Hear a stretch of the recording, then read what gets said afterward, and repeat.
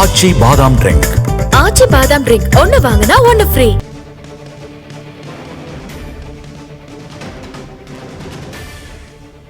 முக்கிய செய்தி: இந்திய அரசின் ஆண்டர்னி ஜெனரலிடம் கருத்தை அறிய வேண்டும் என உச்சநீதிமன்றம் தெரிவித்திருக்கிறது. இது தொடர்பான விவரங்களை வழங்குவதற்காக நமது செய்தியாளர் டார்வின் இணைப்பில் இணைகிறார். டார்வின், இது தொடர்பான முழுமையான விவரங்களை பதிவு பண்ணுங்க.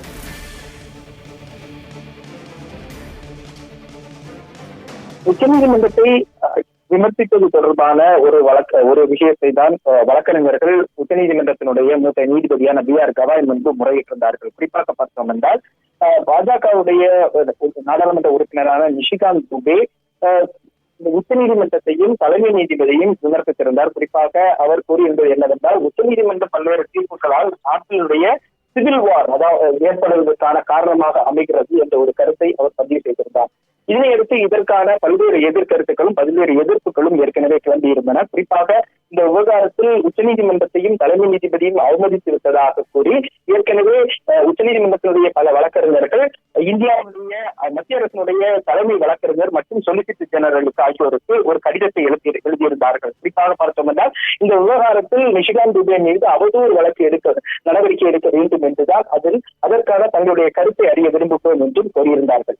இந்நிலையில் இன்று இன்றைய தினம் தலைமை நீதிபதி அமர்வு விசாரணைக்கு அமராத நிலையில் அடுத்ததாக இருக்கக்கூடிய மூத்த நீதிபதியான B.R. கவாய் முன்புதான் ஒரு இளம் வழக்கறிஞர் ஒரு முறையீட்டை வைத்திருந்தார். அதில் அவர் கூறியிருந்தது என்னவென்றால், உச்சநீதிமன்றத்தையும் தலைமை நீதிபதியையும் தொடர்ச்சியாக இவ்வாறு விமர்சித்து வருகிறார்கள். அதுவும் குறிப்பாக பார்த்தோம் என்றால், உச்சநீதிமன்றத்தினுடைய தீர்ப்புகளால் நாட்டில் சிவில் வார் ஏற்படுவதற்கு வாய்ப்பு இருக்கிறது என்று ஒரு குற்றச்சாட்டை பாஜகவுடைய நாடாளுமன்ற உறுப்பினர் வைத்திருக்கிறார். எனவே இது தொடர்பாக அவர் மீது நீதிமன்ற அவமதிப்பு நடவடிக்கை எடுக்க வேண்டும் என்று கூறியிருந்தார். அதற்கு நீதிபதிகளை பொறுத்தவரைக்கும் உச்சநீதிமன்றத்தினுடைய அவமதிப்பு சட்டம் 1971 வழக்கப்படி இது தொடர்பாக ஒரு தனிப்பட்ட நபர் இவ்வாறு கூறியிருந்த கருத்தினை அடுத்து இதற்கு நீதிமன்ற அவமதிப்பு நடவடிக்கை எடுக்க வேண்டும் என்றால் அதற்கு மத்திய அரசுடைய தலைமை வழக்கறிஞருடைய கருத்தை அறிய வேண்டும் அல்லது சொலிசிட்டர் ஜெனரலுடைய கருத்தை அறிய வேண்டும். அந்த வகையில் இது தொடர்பான கருத்தை அறிய விரும்புகிறோம் என்று அவர்கள் தெரிவித்திருந்தார்கள். அதே வேளையில்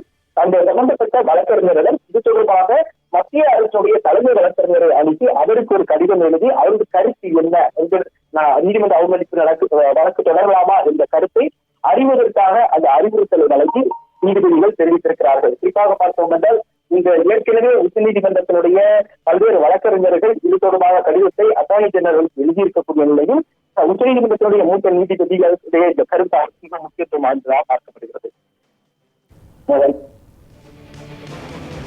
விவரங்களுக்கு நன்றி டார்வின்.